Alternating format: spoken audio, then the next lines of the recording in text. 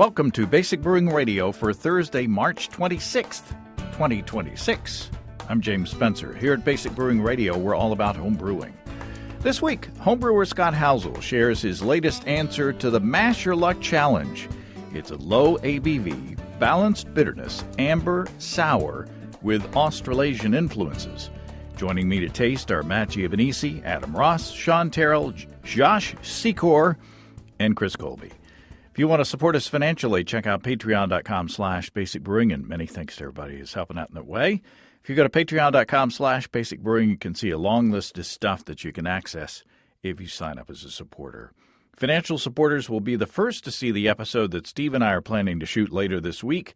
It's on my Belgian-influenced blondish beer with New Zealand Motueka hops post-boil.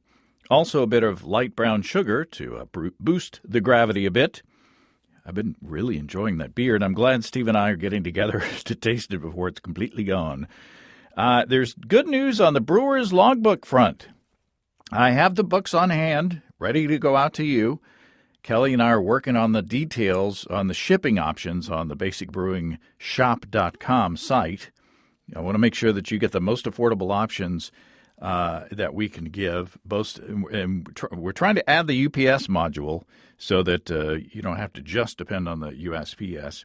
The cost of the books is actually the same as the last time I ordered them, so that was a big surprise. The sad thing is that shipping has increased, as you would expect, so we're working to make sure that we can get you the best deal there.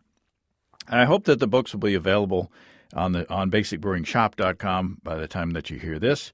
If not, it will be soon, I hope, and I'll put word out through Facebook and Instagram when they do go live. And thanks to everybody in advance who has expressed interest in ordering them again.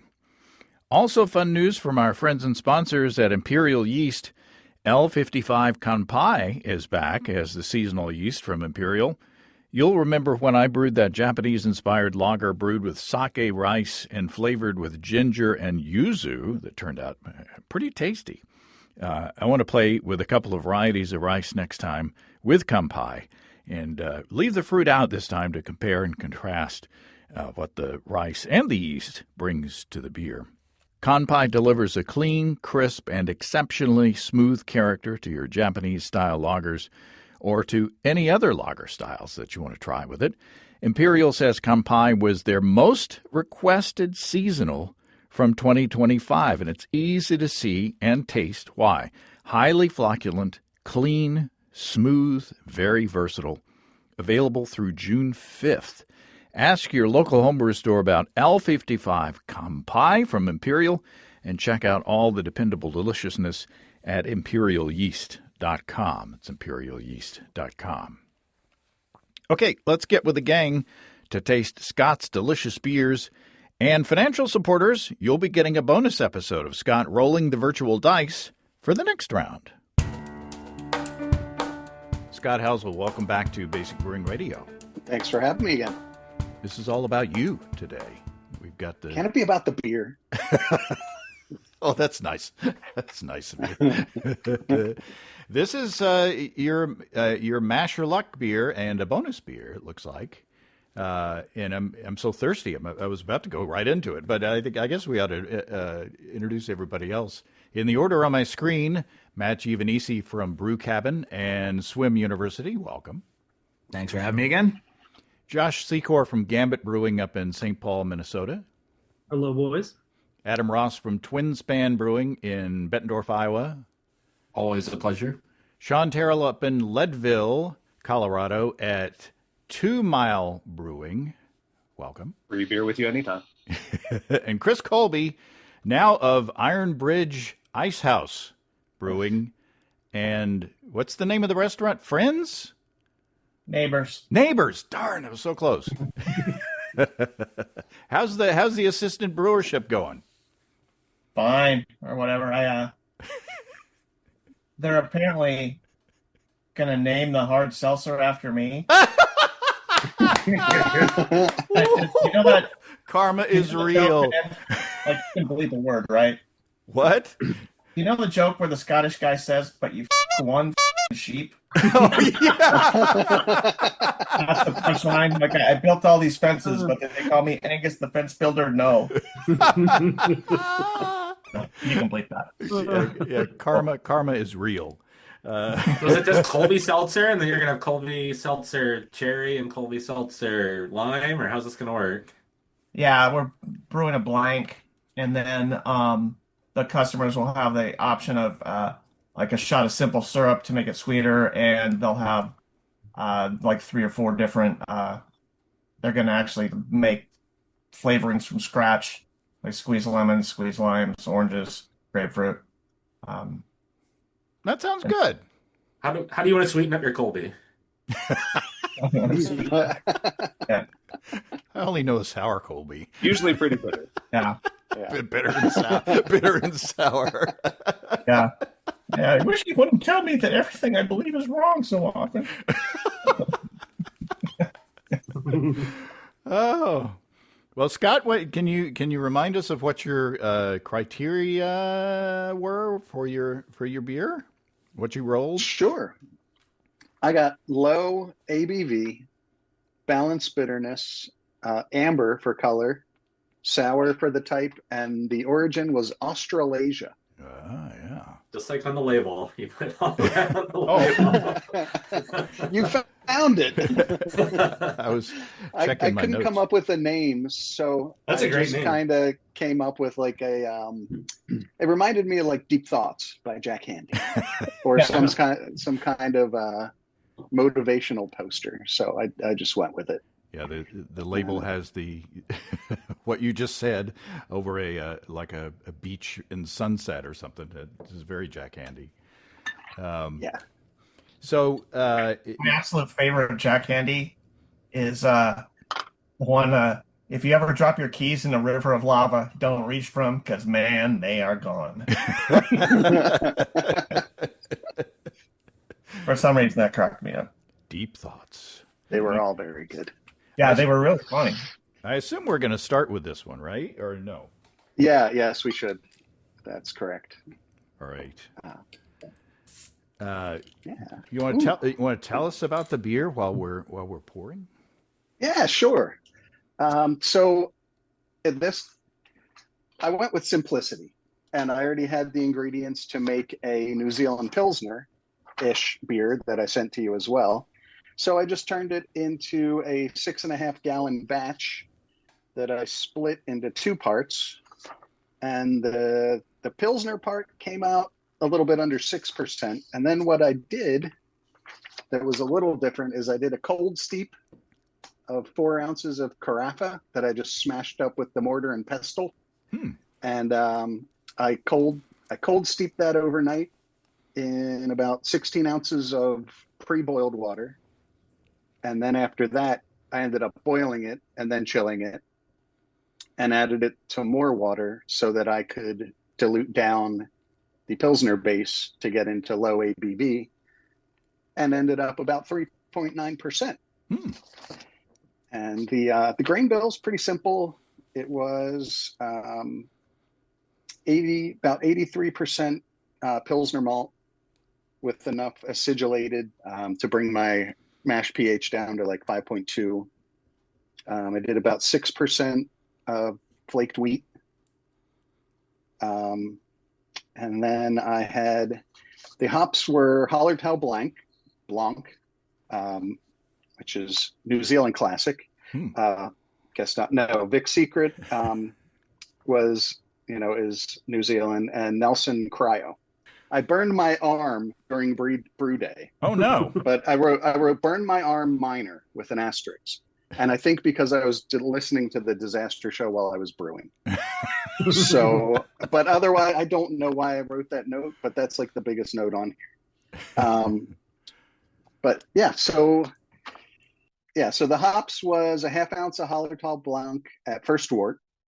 And this was making a 6.5 gallon batch for that. And then before I added the rest of the hops, I pulled the part for the sour. And then I also added just a half ounce of Vic Secret So now we're down to about 4 gallons for the Pilsner and a half ounce of Nelson Cryo. And then let's not talk more about the Pilsner yet. This was fermented with Philly sour at about 70 degrees, about my room temperature. And ended up with a mash pH of about 3.5. Tells me I got 12 SRMs. You tell me if that's correct. But I got I think I got a nice amber to brown color out of it. It's kind of a Lipton iced tea color. Yeah. At least around my so house.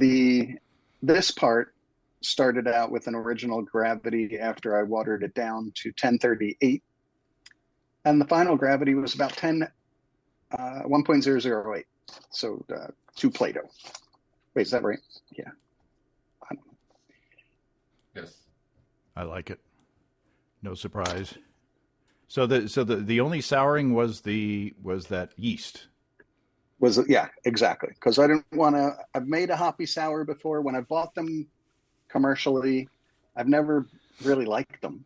And then when I made one, I tried to tone down the sourness, and I thought the other one came out pretty good, so I kind of went with that. Yeah, that's on the nose. That's the first thing I got. That's why I exclaimed a moment ago. Philly has a really unique. I get underripe white peach on the nose. Like I cannot get that from anything else other than maybe I guess if you used actual underripe peaches, maybe you'd get that. You only used Philly sour in co-pitch? No, Okay. just Philly sour. Yeah. Yeah, because that usually ends right about 3.5. I haven't gotten it much more sour than that.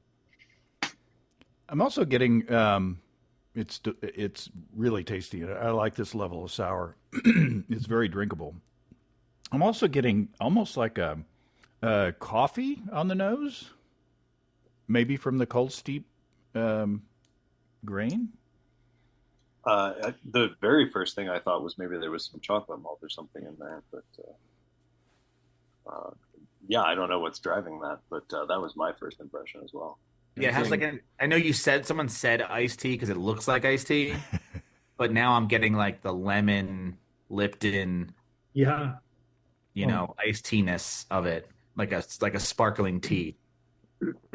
I got a little cola lime. Like I was expecting more than just carafa for the dark malts because then you get a little more of that complexity. So I don't know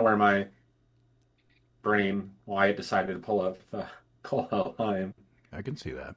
I could get iced tea as well, yeah. Mine is singing Cop Killer. I don't know. Has it been on TV for Crazy. 20 years playing at Cop? Yeah. Yeah, after then he goes to the Law and Order. That was awesome. Josh, you've been quiet so far. Ever since the iced tea with lemon comment, that's all I can taste. I really like it. Like, it's just a super interesting combo of categories kind of, but way better than I thought this was going to be from reading the label. It smells very good. Do you think that's the hops or is that the Philly sour yeast? I think it's the hops. I think it's like the Nelson I get. Yeah, I think so. There's also quite a bit of malt character in the aroma. It's not everything is just really in balance. Mm-hmm. Yeah, there is, like I say, there's a coffee kind of. I could see chocolate malt on the nose there, but then surrounding it is, I get lime, and I get like bright citrus fruits, and this acidity probably helps in that perception as well. Yeah, I could drink a lot of this, and I mean, would this be, Adam, part of what your goal was when you came up with this idea, or were the main creator of the idea, was to come up with new styles by kind of randomizing everything. This to me tastes like something that could be a style. Yeah, a new one too. I don't know. And to be fair, you tasked me with inventing a new style for a show content, which is huge, huge ask. So I resorted to trying to randomly pull out style cards and mash them together. I don't know what we would call this. So yeah, I think this. I mean, if it's not a style until more than one person makes it, and then you start to get some parameters. But I think you got the start of a style because I have no idea where I'd place this. No, Tart tropical specialty tea. something. Tart Amber tropical sour. tea. Yeah. Ice Cube. Oh no. Like a sour English mild. Remember Brisk? Oh wow. Brisk. Yeah, Oh, yeah. the canned tea. Oh, totally. Yeah. Yeah. Yeah. Yeah, I could slam Finally, it. a conversation I can participate in. We're not talking about obscure candies. Yeah, I was thinking Well, today. let's talk about the bands that I wanted to name it after, but let's not. And Yeah. Scott, are these bottle conditioned? No, they keg fills. So it was Okay, in a I keg. thought so. The clarity's fantastic. Mhm. Mm. I did not get my geyser experience. When I unpacked this was like, I don't know, half full, and there was liquid inside the package, so it clearly leaked. But then right now when I opened it, or a couple minutes ago when I opened it, it fizzed.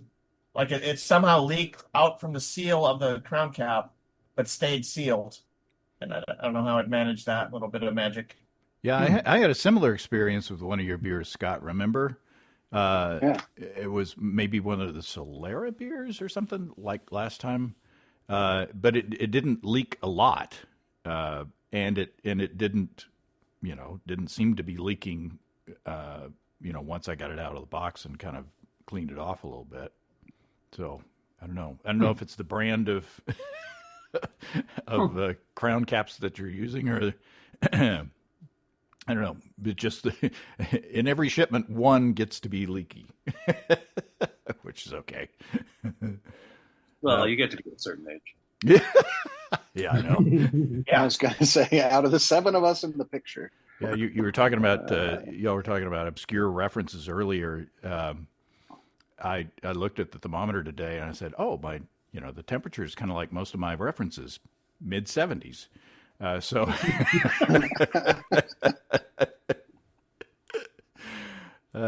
this is delicious.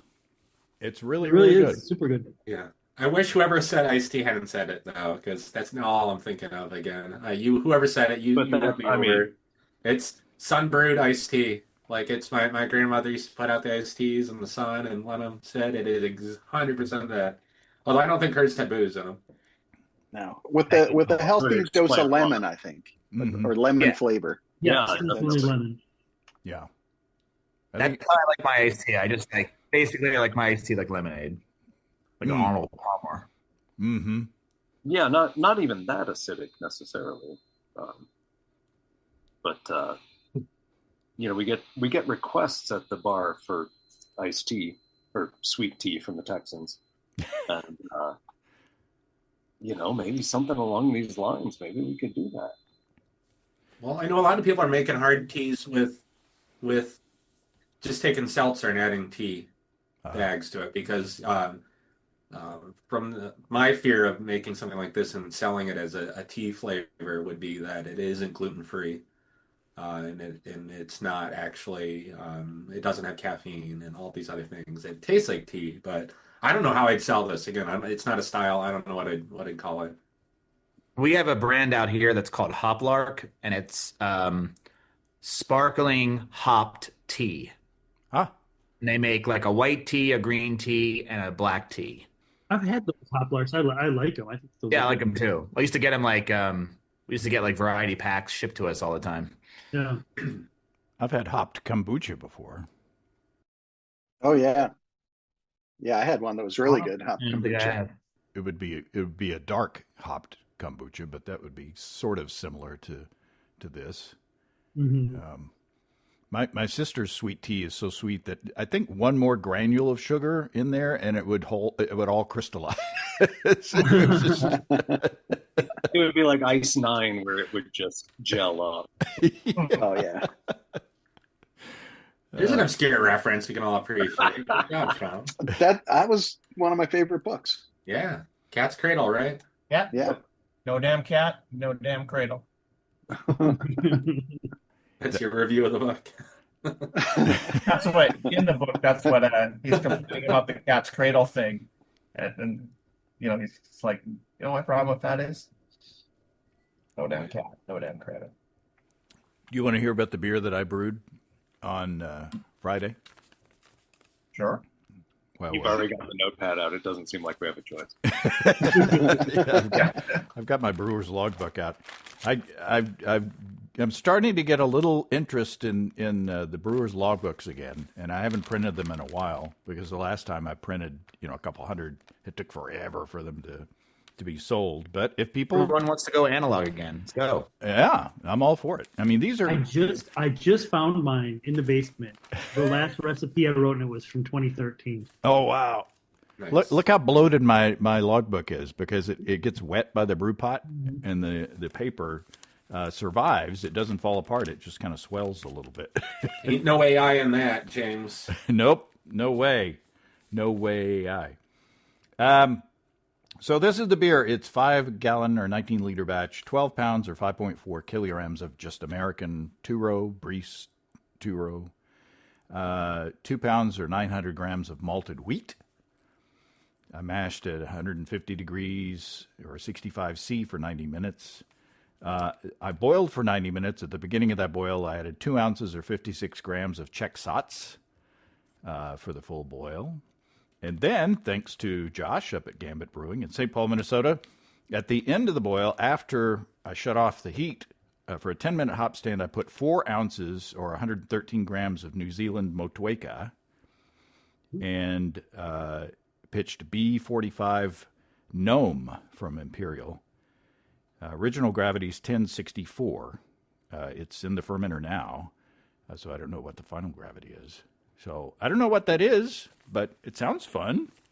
It sounds good. Yeah. Hoppy wheat beer. It's got a huge amount of foam still on top of the. I don't know if it's going to go down or not.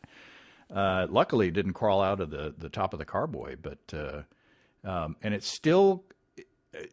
Gnome is said to be highly flocculent, but this is still pretty cloud. We're recording on a Wednesday. And the beer is still pretty cloudy, so I'm wondering if it is going to clear up, or if that's the yeast still working, or if that's part of the hops, or I don't know. What's kind of strain is Gnome? Gnome, yeah, B45, yeah, it's a Belgian strain. I don't know what the origin is. Trappist, right? I'm not sure. Or I'm not sure as a cop-out way of saying I don't know. So anyway, I think I texted Scott about it, and he said it's a New Zealand blonde double. So it should be. I mean, really a hoppy Belgian wheat, or a hoppy like a Belgian IPA. That sounds super good to me. Yeah, I don't think it's going to be real bitter. But I think it should be fun. James, I might just missed it. Did you say what the OG was on that? 1064. Oh, okay. Oh, shoot. I forgot. I didn't write it down. I also added a pound or 450 grams of light brown sugar. I guess that's important. Let me write that down. So, yeah, if that really attenuates out, maybe pushing it almost into triple territory. I hate that. Okay, there we go. Okay, so and it didn't the brown sugar didn't have a lot of impact on the color. It didn't seem like. So anyway, so that's that. That's a little aside there. Shall we drink beer number 2, Scott? Sure. This is same grains, so mostly Pilsner with 12% flaked wheat. No carafa in this one. And then the hops, it was 5-minute additions of a half ounce of Hallertau Blanc, half ounce of Vic Secret, a half ounce of Nelson Cryo. The dry hops, again, were a half ounce of all three of those. So the Nelson's kind of heavy, based on, since it's cryo, and the Vic Secrets alpha acids are about 19%. So that's pretty hefty. And then I did another, what did I do? Another half ounce of Nelson Cryo was added to that a couple days in as a dry hop. And I've made this beer, I call it the Savvy Blanket because we were talking about COVID before, but I was getting into New Zealand Sauvignon Blancs during COVID, and I just really like like all the tropical tastes. So I wanted to do something based on that, and it's those three hops that make it the Savvy Blanket. But I did a cold IPA that came out good in this style. I did one that was just kind of a pale ale IPA that was good. I did another one, and it got oxidized in a transfer, and I was going to send it to you and Adam, but that one was a fail. But it smelled so good. The hops coming out during fermentation were just delicious. But as soon as I cracked the bottle on this, the hop aroma leapt out at me from arm's length. Very carbonated too. Mhm. Well, the beer also leapt out, so that. Oh no! I was going to say we got the 2 mile effect on this one. Yeah, I wanted to warn Not you. the first one. Oh, good. Mine didn't pick up any color. I was getting really scared of oxidation going from the keg to the bottle. No, this looks super And good. yeah, I was like, what did I get myself into? I'm going to send them all these purple beers. But I think the hop load wasn't that huge, really. The bitterness is on my palate a lot more aggressive in this one. It's good, but it's a lot more sharp than the first one.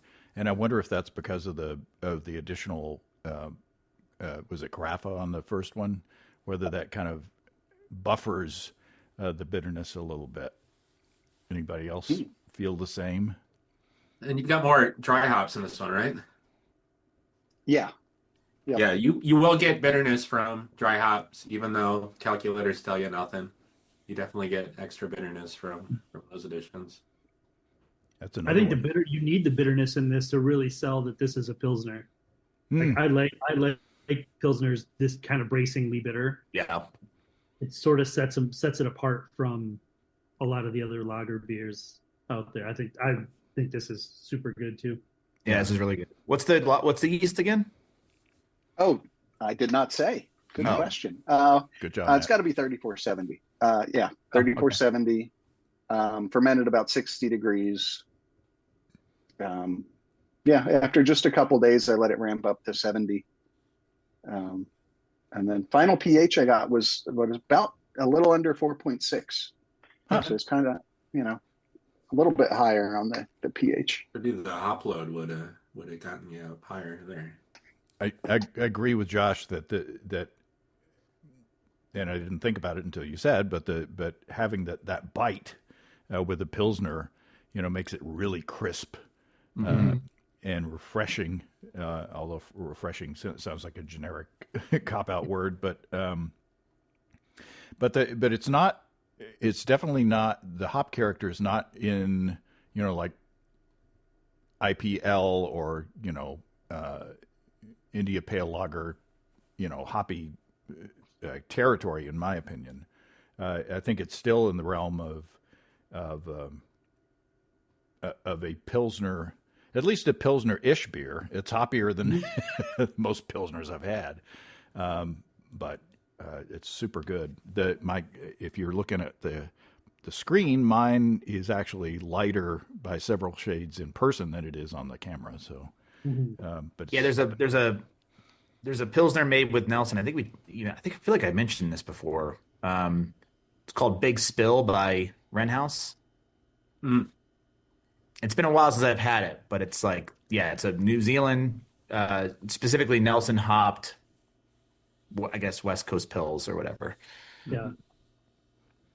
no, It's I think it's the right amount of bitterness. I actually just today at lunch I was having a Pilsner with my brewer Austin, and and we tried this local Pilsner, and I said, this is not bitter enough. It's missing that mid-palate hop presence. I'm like, this is a Helles, right?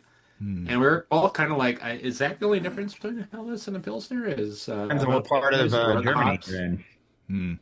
Yeah, yeah. And so this is definitely, in my mind, this is a great Pilsner, and not. And I can identify the hops. I know they're there. I can even, if you tell me Nelson Vic, I'm like, yeah, I get it. But this is not an IPA. This is not a West Coast Pilsner. No. Where did that come from? Who said that? I don't know. I'd say it's a West Coast. I think that was Matt, and I'm kind of with him on this. And maybe, yeah. I mean, the aroma alone. Maybe we've both got the altitude effect going on. But, could be. The hops jump out of this for me. I like this style period, the West Coast Pils or the New Zealand Pilsners. I got all kinds of time for it. I have one on my books to get brewed shortly. Yeah. Yeah, I think this is a cool style, and I also brew a cold IPA, which is maybe just a shade more kind of flavor hops in it, but it's probably semantics, honestly. I mean, those styles are all so kind of like barn cats.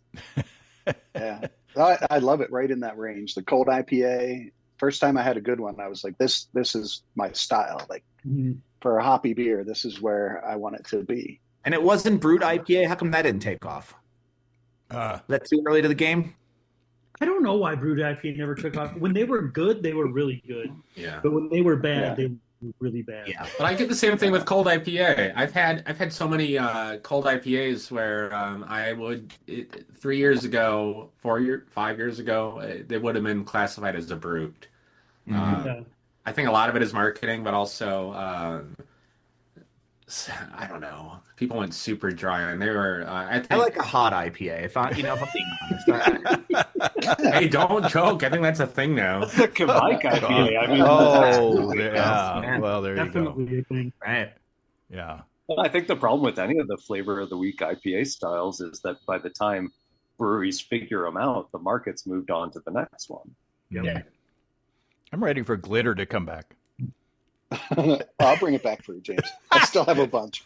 I feel like hazy IPAs at the beginning, like you could get a bad one easily, but everybody was trying to figure out what they were doing. So you would get all of these different IPAs, these different hazies. But now it's like, even if it's not Citra and Mosaic, like they taste so similar to each other. There's no variation. And I used to enjoy that. Yeah. Just like being brought a cat. Yeah, and I feel like now we're going back to ambers. You know, you heard about Fat Tire bringing back the original recipe. Classic Fat Tire. Let's say classic Coke. Oh gosh. Chris, you've been quiet about this beer, I think. Yeah.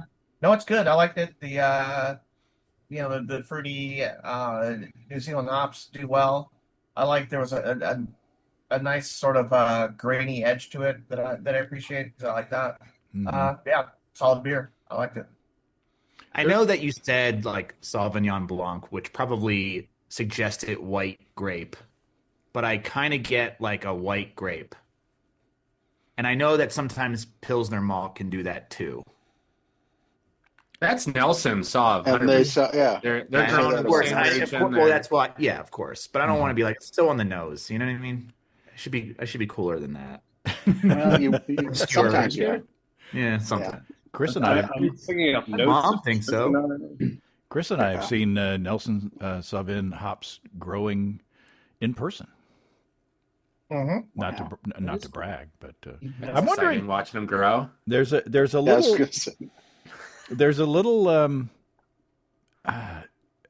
I don't want to say darker note, but there's in the aroma there is a little bit of it's not a tropical fruit thing, and I wonder if that's the Sauvin part, the grapey part of the Nelson Sauvin thing on the nose, where it's just this, along with the bright citrusy fruitiness, there's just like this little darker fruit. It's not a defect, it's not like anything bad. As I slip into Leon Redbone, it's not like there's anything bad, but it's another mid-70s reference. But is anybody else getting that, picking up that kind of like slightly darker note in the nose, or is it just me? I get kind of a red grape thing. I don't know that I would call it a dark fruit per se. I think Vic pulls for me, Vic pulls a little, quote, darker and pulls a little more fruity than the really light tropical Nelson. And like a little jammy. Vic's secret for me is always kind of strawberry, raspberry, more red berry, and I can get some of that. Okay, for sure. It's funny, Scott, that I'm glad you sent this.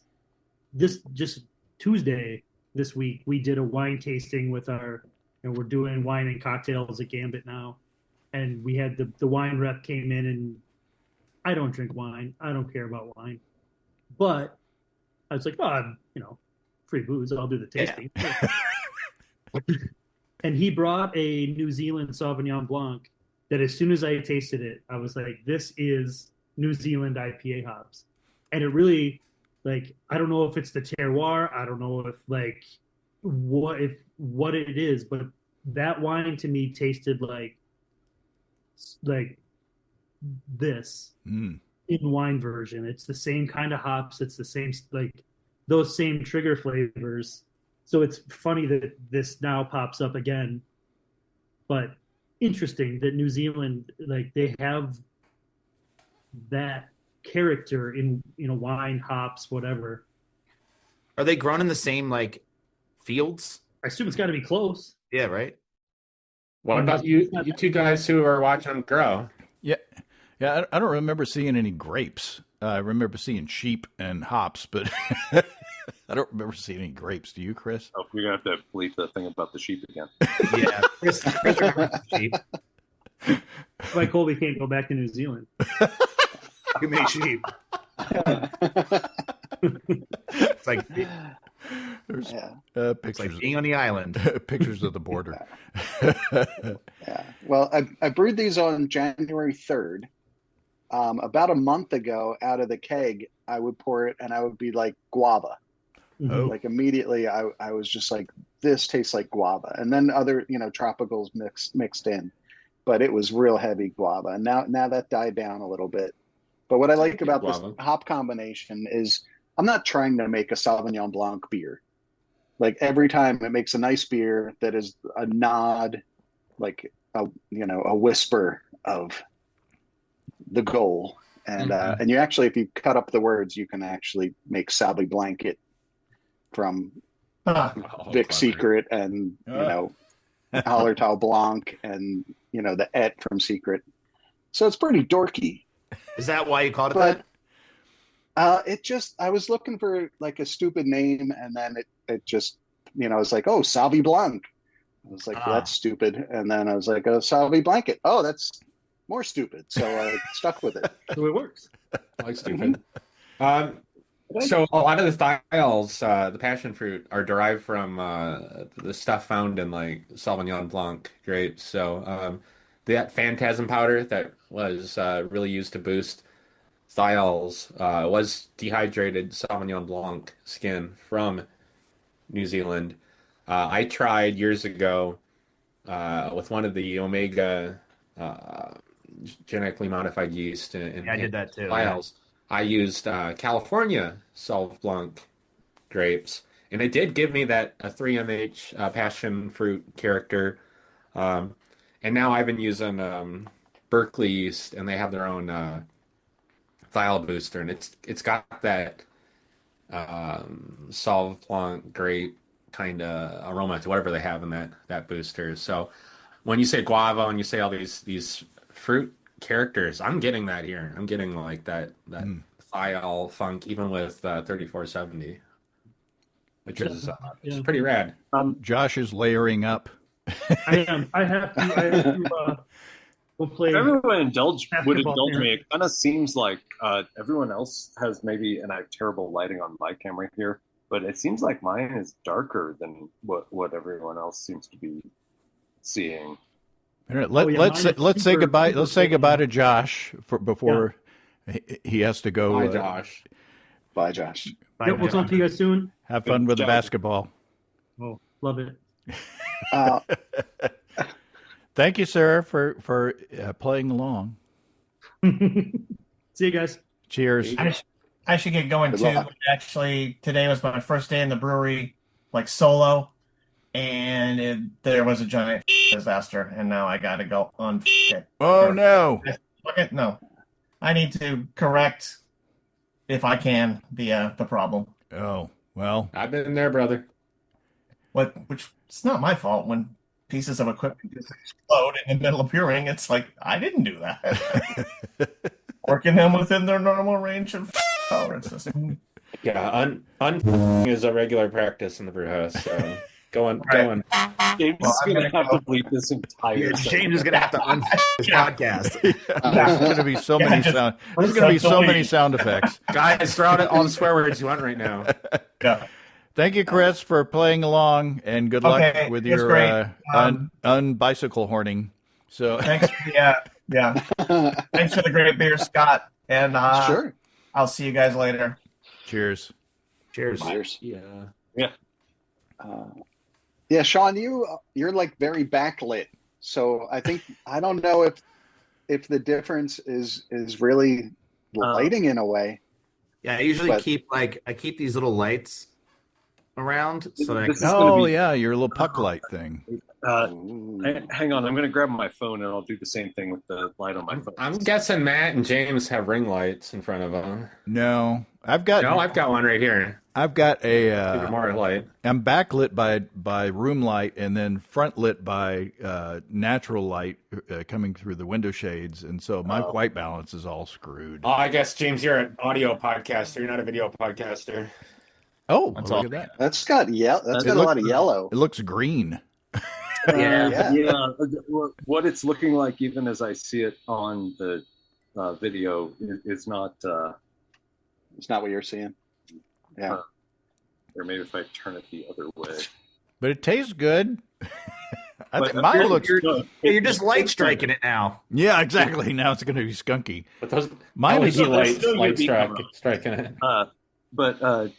No, this is delicious. I don't know if anyone said that outright. Mm, Yeah. I would drink this all day. yeah. But yeah, I do wonder, and maybe it's just color correction, if mine's maybe a teensy bit oxidized. It doesn't seem to have done any damage to it, but Ooh. maybe that's why I'm getting a little more of those kind of darker, fruitier, jammy sort of flavors. And you Yeah, have maybe. you have a whole keg of this? Not anymore. Yeah, that's gonna be a fun one to get through. I had these two, and I couldn't decide every time I went out to the garage. It's like, which one? Mhm. 5.8 or 3.9? That's- And You went through this on your own? what's that? You went through that on your own? It's been a I month. still have like 12 bottles that I bottled up, and then I got to Oh, send out 7 bottles to Hey, don't judge. across the country. It's been a month. Also, It's been like it was done two by- months. No. Yeah. Not a judgment. Not a judgment. A Yeah. fascination on how you did that. Because I still have that amber. I still have the mountain. It's never and no one's here. No one's coming to drink it. Well, Yeah, I better get also- working. They were See you less soon. than 4-gallon batches for real in the keg. Well, But so, there's 10 beers yeah. that weren't in the keg. Yeah, I know. Sean But, is. but it Sean wasn't is. too long ago, I promise. Yeah. Sean is close to you. He'll be right over. John is close. Yeah, Threateningly close. I do. Yeah, I have.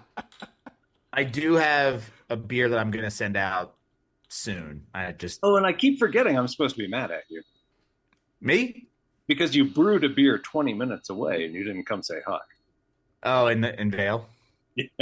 Yeah, the Vale Shrine Pass. I think it was. Yeah. Yeah, so I was trying past. You were Yeah. literally about 20 minutes away. Yeah.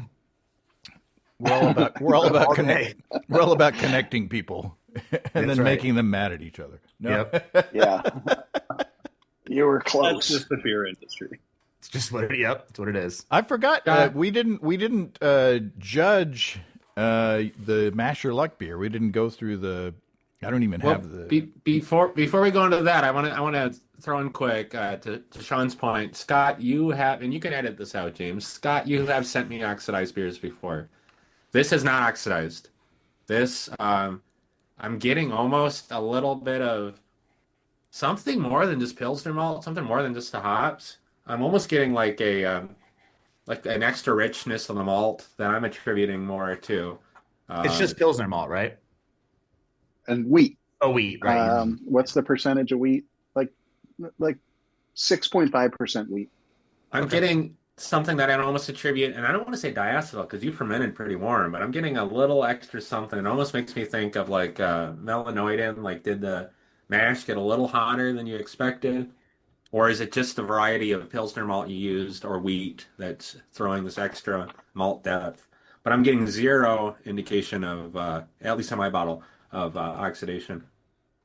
Well, I did burn my arm. So write that down. Make sure you write that down. Does it taste like burnt arm hair? Yeah. Well, that's what it is. It. Yeah, that's what it is. Just a hint. Oh my god. Oh, and Smoked beer. This was my first boil in a bag inside of the Grainfather. That has nothing to do with anything, but I'm tasting bag. What? Wait. What? But you said boil in a bag? You boiled. Boil in a bag. What's it? Brew in a bag. Brew in a bag. Yeah, Like you boil boiled the whole bag. thing. It is boiling. No, it's not brew boiling in a bag. It's I'm getting brew in a bag, tangerine now. Just a hint of microplastic. Yeah. Yeah, there you go. Yeah. Yeah, If it's just a Walmart bag, guys. it was a plastic bag. They call those Arkansas tumbleweeds. On a windy day, they're just going down the highway, wrapping around your car parts. I think I didn't print out the criteria for the judging thing. Fortunately, Scott did. Yeah, it's on the bottle. Oh no! I mean the thing about flavor, The aroma, ratings, theme, 5 theme, and flavor and aroma and all that stuff. Yeah, next time you send a bottle of a Mash Your Luck beer, put the score on there. Yeah. Okay.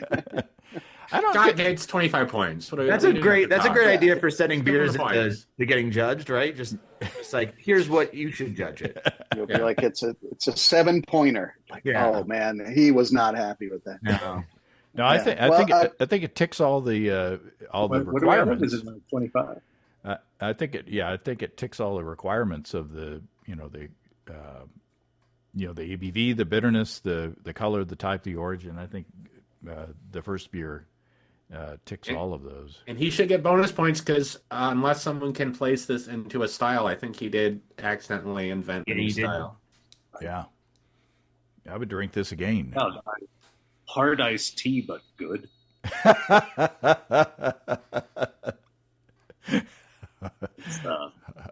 I used to work at the golf course and we sold a ton of those twisted teas. Yeah, thank you. They come in the 24-ounce cans, which is why they sold so well. But I would drink this instead any day. You could almost call it like a young Brune. Yeah. Nice. Thank you for the segue. I'm sending you guys an Oud Brune. Oh, cool. They're sitting in my fridge. I just need to get I'd rather have a and send you. I thought of that earlier when I was thinking about what style would this be. Hard Arnold Palmer. That's John Daly. Well, if you make it with vodka, if you do tequila, it's a Lee Trevino. Yeah. John Daly. Again, I tend to fire at a golf course. John Daly, Arkansas native. We're so proud. It surprised me. Matt, how do you say young in Dutch? Because then you got it. It's a young Brune. Yeah, that in Dutch. Yeah, Giovannici is a Dutch name, pretty sure, right? Yeah. We say Jung. Jung? It's pronounced Jung. I'm going to look it up. There's only two types of people I don't like in this world: those intolerant of other cultures and the Dutch. It's Are you quoting something? Never cared for Belgian beers. Share a border with Austin Powers 3 with his dad, There's an Alfred. Austin Powers 3? tragically, yes. And gold memory. It is young. Just young. So Is it Is it? No, it's not. That's what Google Translate says. See? there you Dutch go. didn't even know I was. There you go. Yeah, I should have been confidently right instead of confidently wrong. That's right. It's those wooden You shoes. just gotta double down on lying and being wrong. Michael That's Caine, the by American way. does that. Okay, well, are you game for rolling again, Scott Housel? Yeah, let's do it. Well, let's shall we do it in a? It's time to switch gears. So shall we shut down this conversation and then do another one for the Patreon people, in which you roll a dice? Sounds good to me. We can cuss over there, right? No. Hell yeah. This is going to be about 25 minutes after you Heck leave yeah. everything. All right. Well, this has been fun and delicious beers as always. So thanks, guys. Thanks, Scott. Scott. Thank you, Scott. Thanks again to Scott for the beers, and thanks to Matt, Josh, Adam, Sean, and Chris for tasting along. Financial supporters will be able to hear a bonus episode that we recorded afterwards, where the discussion continues as Scott rolls the virtual dice once again. If you have brewing questions, show suggestions, or just want to say howdy, write to james@basicbrewing.com, or just fill out the contact form on basicbrewing.com. And please don't forget to tell us where you're from. Check out our mobile-friendly shop at basicbrewingshop.com, where you'll be able to order our brewer's logbooks again soon, if not already. Thanks to everybody supporting us through our Patreon page. Special goodies coming your way. Check that out, patreon.com/basicbrewing. It's all until next time. Till then, thanks for listening, everybody. I'm James Spencer. Production help for Basic Brewing Radio and our website is provided by Kelly Dotson. Basic Brewing Radio is a production of Active Voicing. We'll talk to you next time, everybody. In the meantime, stay well and stay tuned. So long.